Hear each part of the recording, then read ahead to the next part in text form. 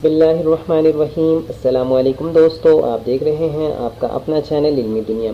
ख़वातीन व हज़रात, हम सब धूप में घूमते हैं, लेकिन कुछ लोगों को धूप लग जाने की सूरत में अचानक मौत क्यों वाक़या हो जाती है, यानी हीट स्ट्रोक से उन्हें मौत क्यों वाक़या होती है। तो चलिए आज आपको बताते चलिए इसका राज क्या है।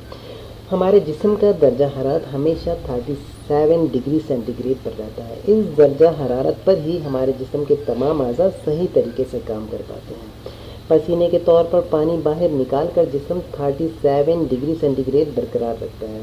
मुसलसल पसीना निकलते वक्त पानी पीते रहना इंतहाई मुफीद है। जिस्म में पानी की कमी होने पर हमारा जिस्म पसीने के ज़रिए होने वाले पानी के इखराज को रोकता है, यानी बंद कर देता है। जब बाहर का दर्जा हरारत 40-45 डिग्री से ज़ायद होता है और जिस्म का कूलिंग सिस्टम ठप हो जाता है, तब जिस्म का दर्जा हरारत 37 से अप होने लगता है, यानी 37 से बढ़ने लगता है।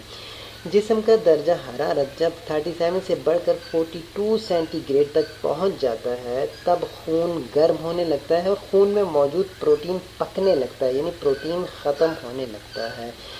पट्टे अकड़ने लगते हैं। इस दौरान सांस लेने के लिए जो ज़रूरी मसल्स हैं, जो पट्टे हैं, वो काम करना बंद कर देते हैं। जिस्म का पानी कम हो जाने से खून गाढ़ा होने लगता है, ब्लड प्रेशर लो हो जाता है, अहम अज़ू यानी दिमाग तक खून की रसाई रुक जाती है।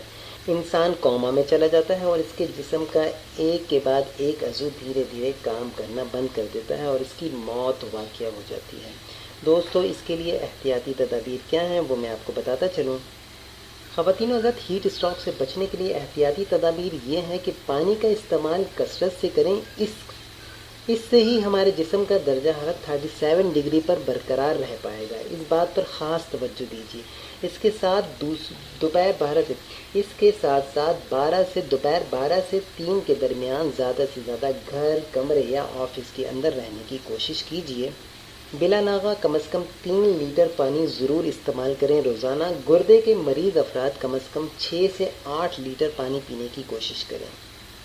जहाँ तक मुमकिन हो ब्लड प्रेशर पर नज़र रखें। किसी को भी लू लगना यानी हीट स्ट्रोक हो सकता है। इस सूरत में ठंडे पानी के साथ नहाएं। गोश्त का इस्तेमाल बंद कर दें या कम से कम करें।